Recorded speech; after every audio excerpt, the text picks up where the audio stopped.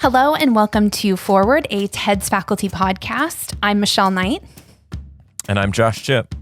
And we are your hosts today. We've got the pleasure of interviewing one of our own, Madison Pierce, the brilliant and delightful assistant professor of New Testament here at Trinity Evangelical Divinity School. Today we're going to chat with her specifically about her upcoming book with Cambridge University Press entitled Divine Discourse in the Epistle to the Hebrews. Madison, great to have you on the podcast today. Thank you, Josh. It's great to be here. How do you think it's going to feel to be the one that's receiving the questions instead of the one asking the questions? Terrifying. Thanks. Terrifying? Okay, good. Because Michelle and I have prepared some really difficult ones for you today, and Super looking forward hard to seeing how you answer these. Yeah, that'd be great. Hey, no, in all seriousness, I was thinking it'd be really interesting for our listeners to hear a little bit about your vocational journey that landed you at TEDS. In particular, what were some of the things that got you excited in theological education, study of the New Testament, and so forth? Yeah. I guess my vocation starts my sense of vocation kind of started when I was about 14. I was leading small groups and involved in leadership in our youth group. I had really only become a believer like within the last year. But in that time, I really fell in love with teaching and was starting to enjoy helping people or just explaining things to people. And as I was thinking through what God kind of had in store for me for the rest of my life, I thought that would probably be a part of it. But I always connected that with writing. I don't remember ever thinking, I love to write, I'm going to be a writer, blah, blah, blah. But I remember articulating at that same time, like, not just I'm going to be a teacher, but I'm going to be a theologian.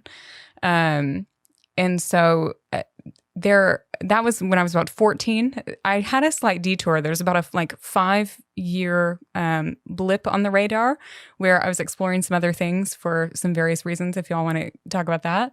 But when I was 19, I switched my major from music to Christian studies and sat down in a theology of Paul class and started reading a bit of Jimmy Dunn. And I knew I was exactly where I needed to be. And by the end of that semester, was looking toward going to seminary and then getting a PhD and going on to teach. So that's great. Cool. During that 5-year hiatus, you were probably pursuing becoming a stand-up comedian? I was, yes. No, Josh, that was her circus phase. What? No. I did actually, there was a time period where I did consider whether I had what it took to be a Christian comedian. I don't think I've ever told you that, but... You've never told me. I've just seen you practice some of the jokes in your office at times when you didn't think I was peeking through the window. I'm so sorry. This is mind-blowing. Can you talk to me about how far into your Christian journey you were when you thought, I know, my Christianity requires comedic timing and professional attention? How did that happen? Well, as you know, I'm very funny. And That's an important part of my identity. We discussed this in the first episode of the season. Yeah. Funniest person in that house, for sure. Yeah. Yeah, that's It's correct. like Madison, then Isla, then Curtis. Maybe Isabel, then Curtis. the dog, and yes, then Curtis. Yeah, exactly. Sure. So I don't even know if I want to tell y'all this. So, okay, I don't know if y'all are familiar with Deep Thoughts by Jack Handey. Mm-hmm. But I was super into SNL at this time, and that was one of my favorite segments. And at that time, it was download a bunch of these clips on Napster and stuff, or LimeWire. Anyways, I watch all these, and I actually wrote my own version of Deep Thoughts, and it was 20 pages, and some of them were legit riffs on Jack Handey, and then some were my own kind of thing, and people enjoyed them. I can say with Do some you still confidence have those? They are somewhere. I don't have them I don't anymore pull them out on a daily basis to encourage myself about how funny I am, but yeah. Yeah. They're around. That honestly, like, it's pretty funny, but it really doesn't surprise me too much. But anyway, back. Let's try to stay on topic a little bit better here, for if we can. I'm sorry. Back to it's your fault. it's probably Michelle's actually. Yeah, you're right. So you maybe let's skip a little bit ahead into you did your MDiv at TEDS, and then you did your PhD in the UK in Durham. What were some of your thought processes in terms of why did you go overseas instead of stay in the United States? Why not an evangelical institution? Do you want to give us a little bit of window into your thinking and how it formed you as well? Yeah. Well, when I was finishing up my MDiv and starting to look around, I felt ready to write. Whether that was naive or not, I felt like I'm ready to do some independent work, and I really don't want to do another, few years of coursework. I knew that the UK would give me that opportunity, and I was really eager to have some different experiences in terms of culture and all of that. Of course, I understand that the UK is by no means like the most distinct culture from the US, but it certainly has its charm. And I also, I did consider staying in the US and looked at various programs, but I was fairly sure that I didn't want to be at an evangelical institution. I don't think there's anything wrong with getting a PhD at an evangelical institution. In fact, I'm supervised PhD students at an evangelical institution. But I personally felt like I needed the opportunity to stretch out a little bit and to explore various parts of my faith, to continue to be in conversation with people outside of evangelicalism. And the UK offered me that opportunity. Staying in the US, where I do feel like things are more polarized, not just in theology. I felt like I had an opportunity to be at an evangelical institution or to be at an institution that was antagonistic. And going to the UK, especially going to Durham, I had the opportunity to be in a public university, but still to be in an environment that was loosely confessional, or at least hospitable towards a broader theological perspective.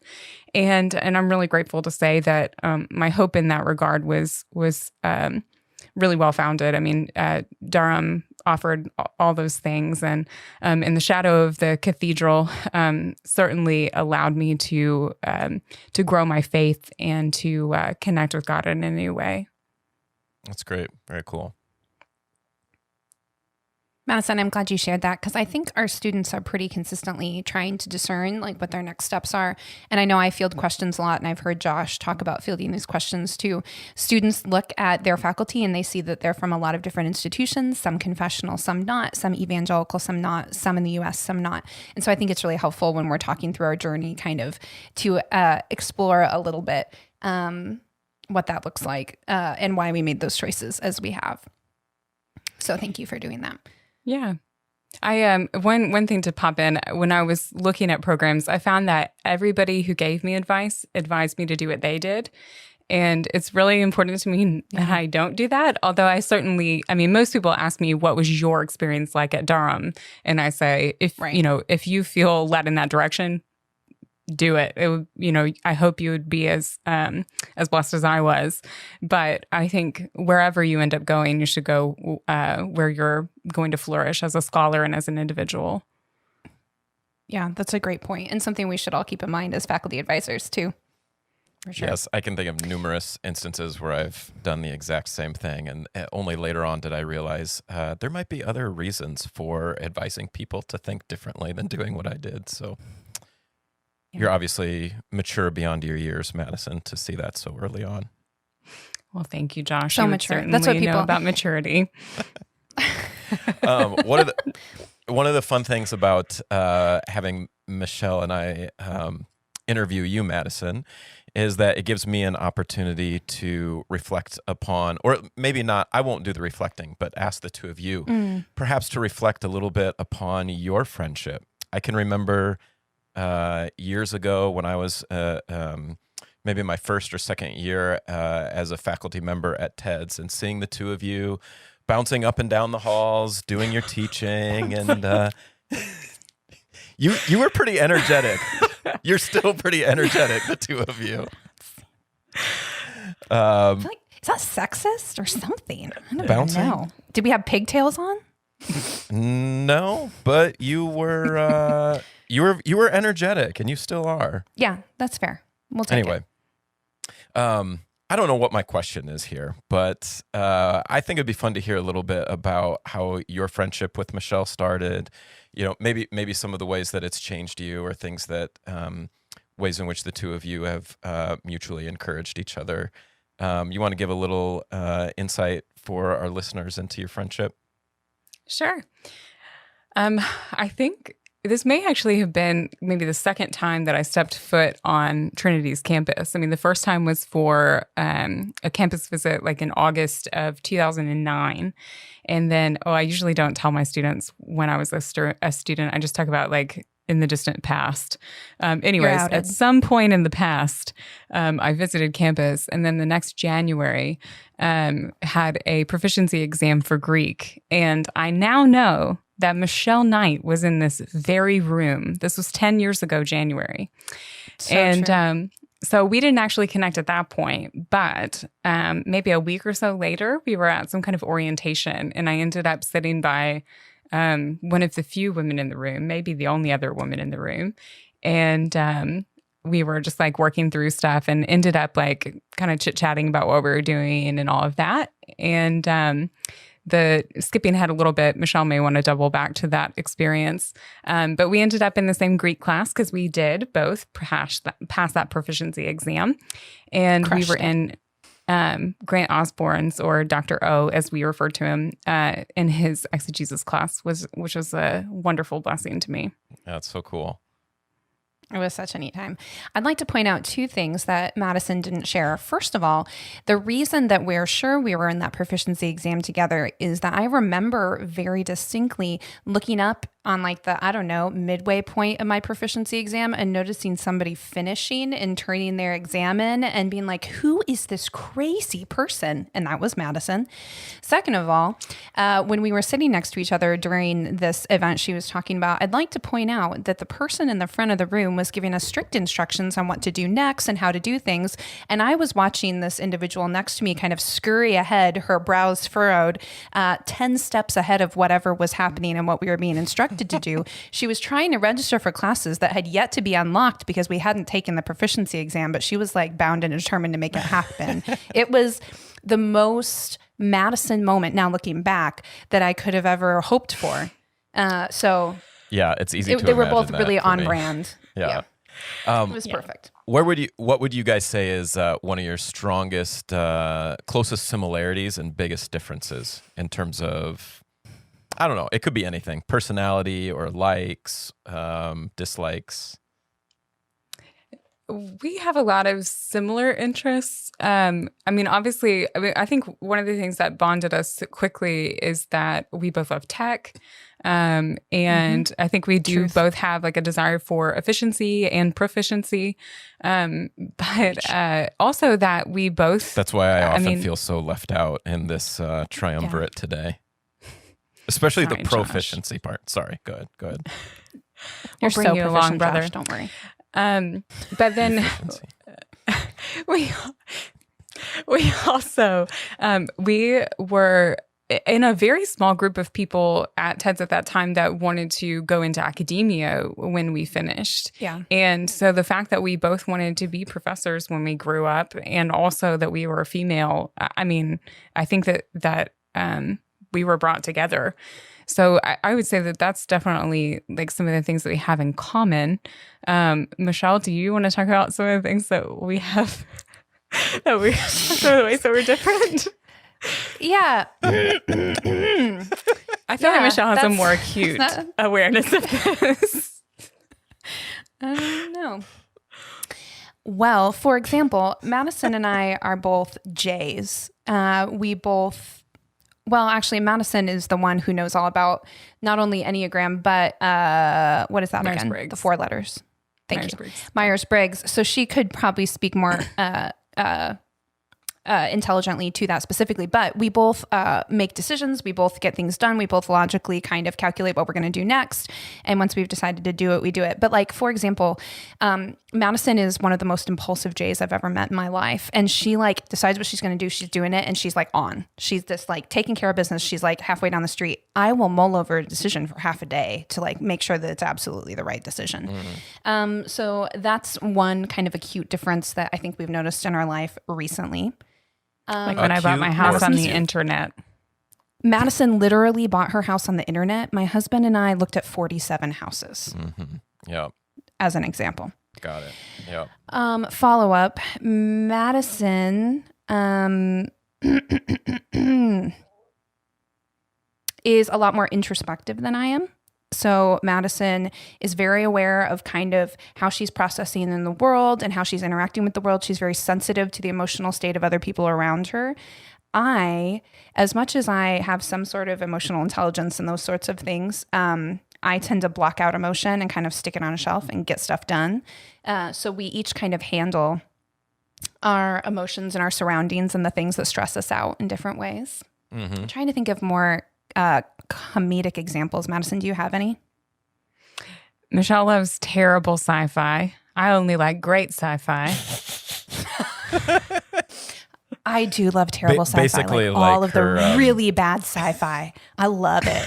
I love feel-good TV. I want TV to be the best part of my day, not because it's quality, but because it's happy. Because it makes you feel good. I also, yes. You don't need dark therapeutic and complicated and... No. Yeah. I want Captain America. Madison likes like the dark DC comic stuff. Yeah. It's really creepy. Yeah. I'm not into it. Yeah.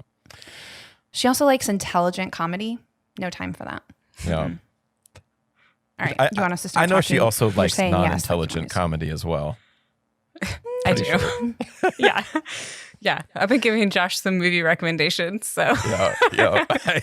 I you're have outed. it on good authority. It's not all intelligent. That's all fair. Right. Well, thanks for the little insight, little window into the friendship of the two of you. Sure. You could also have added another similarity is that you probably just dominated the MDiv program while you were at TEDS, right? There's no question about the fact that we dominated pretty much everything we did at TEDS. Everything. Not just that MDiv program, but I'm just kidding. All right. But with our powers combined, we were set up well to succeed. Here's another difference. I would never say that. But I welcome Michelle saying it on our behalf. And humorous. I was being funny. I think everybody knows I was being funny. Yeah, we do. Thank you. Oh, yeah. All right. Let's turn to your class. recent book, Madison. It was a really, great experience for me. In terms of reading experiences go, to have a chance to prep for the podcast by reading your forthcoming book, Divine Discourse and the Epistle to the Hebrews. It's coming out later this summer with Cambridge University Press, and to all of our listeners, you won't be surprised. It's a stellar example of combining close exegetical argument with also robust theology. So Madison, a lot of readers of Hebrews have noticed, obviously, that speech and speaking is a huge part of the book. How did you take that theme, but then move it forward? I think so. One of the interesting things about my project is I feel like I just kind of looked at the text, and I feel like anybody else could make a lot of the same observations that I did by looking at it. But, without kind of attending to this particular feature, they just didn't see these things. But I've had a few people say, like, wow, once you see that, you can't unsee it. And what they saw was patterns in the discourse. That, first of all, speech is not only prevalent, but it's clearly patterned. And so, first the Father speaks to the Son, then the Son speaks to the Father, then the Spirit speaks to the community. And that's in the first section of Hebrews. A lot of Hebrew scholars divide Hebrews into 3 sections. And so in that first major section, that happens. And lo and behold, when we transition into the second section of Hebrews, it happens again. The third section, it doesn't. but there are lots of distinctives of the third section of Hebrews. For example, the Son and the Spirit are not really mentioned with as great a frequency in general in that third section. The priesthood of Christ is a more minimal part of that section, et cetera, et cetera. So there are some significant variations, even though God does continue to speak there. So, well, and one other thing, there's only 3 speakers in Hebrews: Father, Son, and Spirit. And they speak into this in this really distinctive way. And so these characters that the author portrays as God have a distinct function in the world. So, now, is Scripture considered a speaker in the book of Hebrews? You said there's only 3. Where does Scripture play a role? Well, Scripture, there's only one place where potentially Scripture speaks, but it's really, there's an exhortation that addresses you as sons or as, children in chapter 12.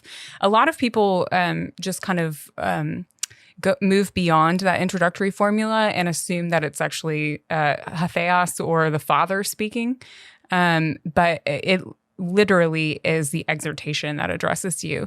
And whether I think, I have some really preliminary thoughts about what's going on there, but I don't necessarily think that that's a speaker. I think that it's more an appeal to this kind of to the proverb or to the writings in some way, which would of course be exceptional in Hebrews. Okay.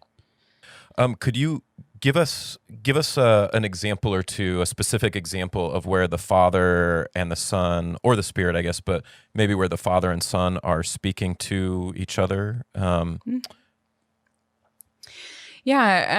So in Hebrews 1, the opening series of quotations, the 7 quotations, various ones of those are spoken to the Son. So, to whom among the angels did God ever say, "You are my Son, today I've begotten you"? Even though it doesn't say God said to the Son, it's clear by the way that he introduces that is, that he's saying, he doesn't say this to angels, he says this to the Son that he's introduced in 1:1-4. And then, and a few others throughout. You are from the beginning, O Lord. Your throne, O God, is forever. I'm moving out of order a little bit. And then finally, this climaxes in the, goodness, I'm forgetting the words of Psalm 110:1, the most frequently quoted text in the New Testament. But Lord said to my Lord, sit at my right hand until I make your enemies a footstool. So that's the last quotation there. He doesn't actually include the Lord said to my Lord part, but I had to get into it. So that's the Father to the Son in chapter 1. In chapter 2, it may or may not be understood as a response, but it's still certainly the Son speaking to the Father, where he says, or the author introduces this as, he's not ashamed to call us brothers and sisters. He says, I will proclaim your name, yours, the Father's name, to my brothers and sisters in the midst of the assembly. I will sing your praise. I will put my trust in him. Here I am and the children God has given me. And those are, Psalm 22 and then Isaiah 8 and Isaiah 8 again. So, that's helpful. Yeah. Yeah. Thank you. It's helpful. So Madison, I feel like because of this project in particular, and this is definitely an Old Testament person posing a question here, when you're constantly looking at the way that these quotations are adapted, you are also working in kind of defining the relationship between the Old Testament and the New Testament, at least the way that it is perceived by the author of Hebrews. So can you speak a little bit to the way that your research has influenced the way that you would describe the relationship between the Testaments as we kind of encounter them today? I think my work in Hebrews has led me to emphasize continuity a lot more. That's actually one of the reasons that I began working on Hebrews is I felt like my tradition didn't place a lot of stock in the Old Testament and kind of talked about it / the law as something that was temporary, bad, kind of a blip on the historical radar or, blip in salvation history or whatever, temporary, this and that, which some of those things are appropriate and some are problematic. And when I got to Hebrews in undergrad, I was taking a class on Hebrews and General Epistles with Joey Dodson. Almost immediately, I mean, the series of quotations that I was just pulling from, realizing that the author of Hebrews thought that the Old Testament was pretty important. And, going along, it led me to understand that without Scripture, without God's message to his people throughout the generations, there's no way we can understand who Jesus is. So I tell my students that Apollos, who may or may not be the author of Hebrews, his experience in Acts 18, where Prisca and Aquila kind of show him how Scripture points to Jesus, that Jesus is Jesus is the Messiah. Sorry, I'm getting all mixed up. That I kind of had the opposite experience. Like, I knew who Jesus was, but I didn't understand what Scripture said about him. And so that was really helpful for me. So yeah, continuity is really important. And especially in Hebrews, I mean, in most instances, it's pretty clear why the author is picking up on a particular quotation. And so even though some people say, he was just reading Christologically, whatever that means, there actually is something in the grammar or something in the interpretive tradition that leads him and other early Christian interpreters to read the text in the way that they have. And so it just helps me to see continuity with the way that we understand the text, with between early Christian, early Jewish interpreters, and in various other ways as well. Yeah. Can I pick up on something you said there? I'm sorry, Josh. Feel free to cut in if you want to. You kind of contrasted this approach with kind of a Christological reading. Can you tease out what the difference is between the two, perhaps using an example? Well, I think that what the author of Hebrews is doing is a Christological reading. I mean, he's reading these texts in light of the Messiah. I'm more pushing against a kind of common use of the word Christological, as though, one, that's some kind of method, and two, as though it describes an author just kind of like picking up his Bible. This is, of course, anachronistic. Picking up his Bible and saying, let me find something about Jesus, and just opening up. It's more that like Scripture was in their hearts and was in their communities, and together they reasoned how it pointed forward to the Messiah. They knew those things, and then they read these texts or presented these texts in new ways. Does that make sense? Okay. Yeah, no, it does. That's helpful. I want to, this is helpful. I want to keep going a little bit further in terms of trying to understand things that the author says and how it relates to the Old Testament and what we might call like the literal sense or something along those lines. So in Hebrews 1, when it talks about, when the author is saying, I think it's verse 8, right, where he's quoting from Psalm 45 in the Masoretic text, right? And he says, but to you, God, he to the Son, he says, what is it about, oh God, your throne is a throne that lasts forever, and so on and so forth. Does the author of Hebrews think that Psalm 45 has a relationship to the Davidic king? The same thing with Psalm 2, the same thing with Psalm 110. Or are these just like prophetic words that are spoken to the Son? Does that make sense, what I'm asking there? Basically, the relationship between something like a historical, referent, literal sense with these Davidic kings, and then from the author's standpoint, the Son of God, how those two relate is what I'm after. Well, the method that the author of Hebrews is using seems to kind of place or to try to resolve tension in earlier ways that the text is being read. So, a more classic example or a more fleshed out example would be a similar reading strategy that we find in the readings of Psalm 110 in the Synoptics. David calls him Lord. Lord right. said to my Lord. David calls him Lord. How can he be his son?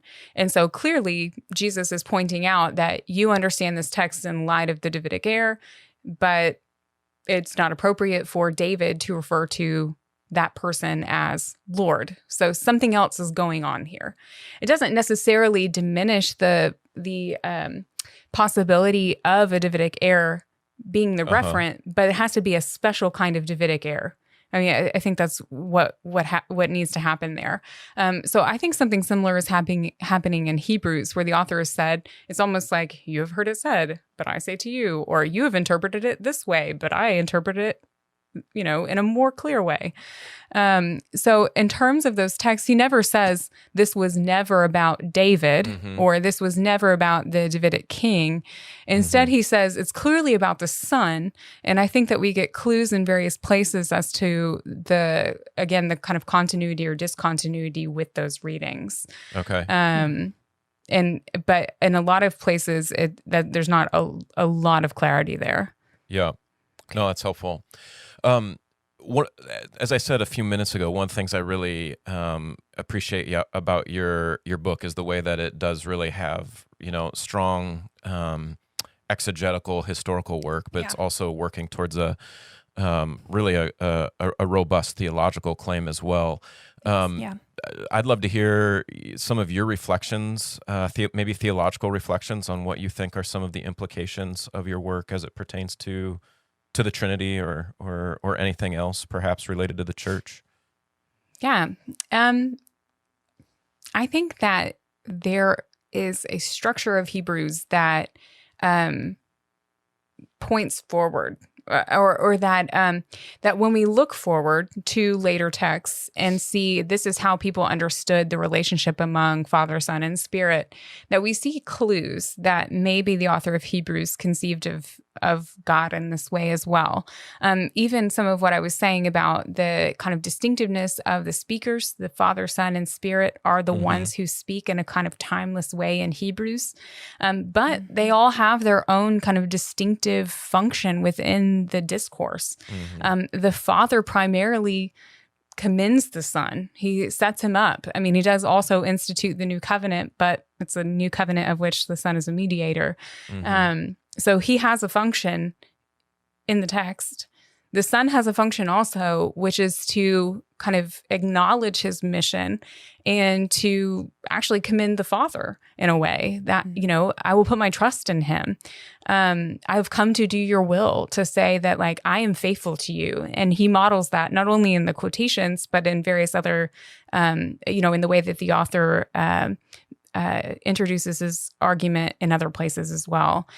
And then the Spirit commends the community, because the Father and Son speak to each other and we get to overhear it.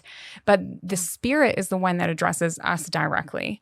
And so the Spirit is the one who really responds on behalf of the Father and the Son with humanity. And I do, in the book, draw some parallels there with the so-called unforgivable sin. I think something similar is happening with the way that the Spirit is portrayed there, that he's the one that kind of responds on behalf of the Son, which I think is drawn from Isaiah 63 while we're on the subject.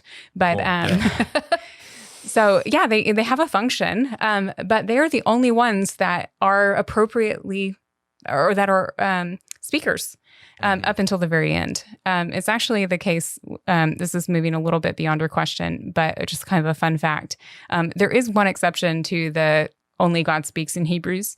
The very last speaker in Hebrews is actually us. With confidence, we say.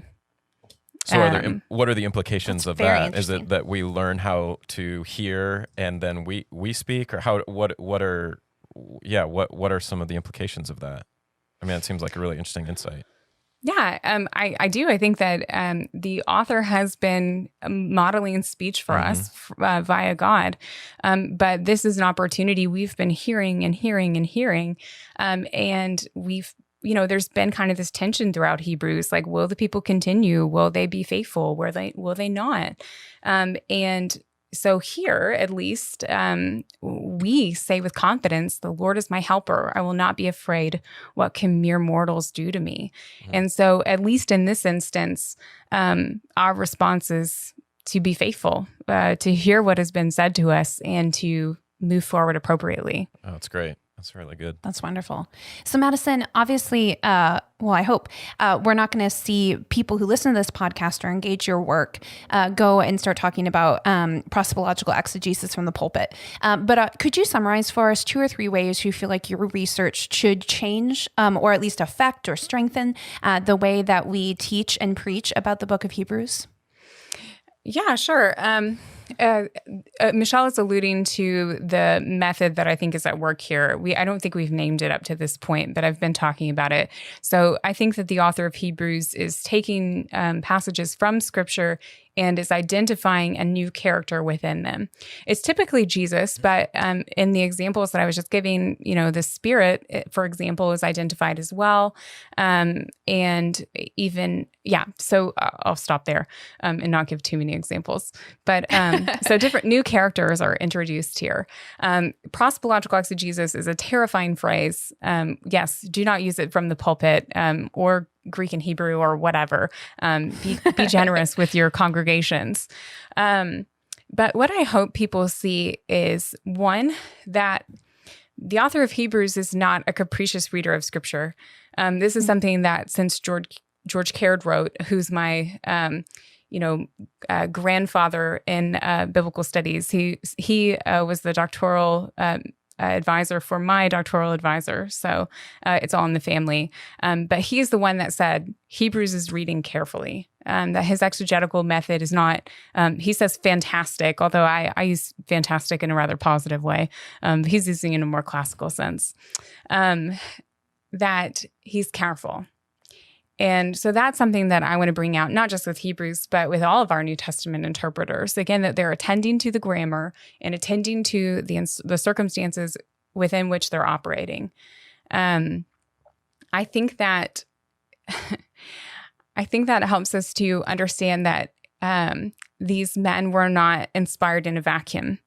Not only were they readers of texts, but they also, God providentially set up this moment for them in which they were operating. They didn't tuck themselves away in a room and only receive from God, but as our doctrine of inspiration insists, they were divine and human authorship is important. And so the exact moment within which they were writing is important, not only for us, in what they were able to pass on, but for those first communities that received what they were saying. If these methods weren't operative, if these interpretive traditions weren't already present, then these arguments that the author of Hebrews is making are going to be nonsensical. But he is reading in a really, he's making a lot of assumptions when he reads. To read these texts in light of Jesus, to function in this way. And so I think that means that this is how people read texts at that time. Yeah. That's super helpful. That's well said. It sounds like you should teach a class on this. Have you ever thought gosh, of that? Yes. I have. I'm currently teaching a use of Scripture and Scripture class, which is a great joy to me. It's still something that I'm thinking through, that I've got lots of work to do. Early on in the class, a student said, you should write a book about this. And I told them that it's a long way down the road because I have some strong opinions about it, but I still want to flesh them out a little bit more. Yeah, so, I can see some of the wisdom of that too, in terms of a book that evolves out of your ability to keep working with your method through a variety of texts. So I hope you take up the students on that at some point, though. Thanks, Josh. Thanks, Josh. One more question related to kind of writing and church. And you had said, at the beginning of our conversation, even back, I think when you were 14 or whatever, that you had, conceived of yourself one day of being a writer. I'm just wondering, how do you find a research topic, or how do you kind of land on what you want to write on? Is it a problem in the text? Is it, hey, the church really needs to know this? Or, I know you're still relatively young, although you're getting older every day. But how so far have you kind of, just put thought into how you pick a writing project?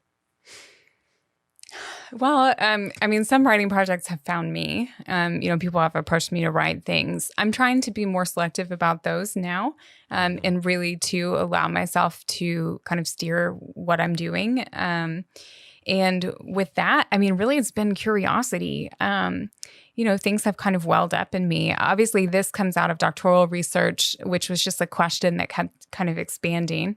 But with later projects, things that I have kind of on the horizon, it's really a lot of times has been an area that I feel like is a weakness in my own understanding. So, for example, the question that you asked about how these quotations relate to David or to interpretations about David, that questions like that are why I'm writing a book about Messiah language in Hebrews. I need to think about that more, and I want to be able to approach it in a more systematic way. And so I've got a question to answer. Might as well write a book about it. Mm-hmm. Yeah, that's great.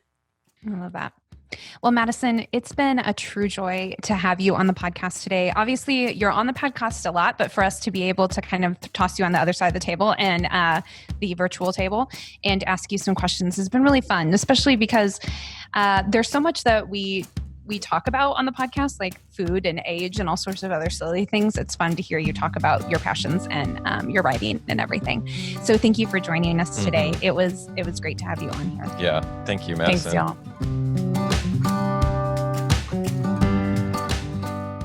And that's just the foreword. If you enjoyed what Dr. Madison Pierce had to say today, watch for her forthcoming book, Divine Discourse in the Epistle to the Hebrews, coming out later this year with Cambridge University Press.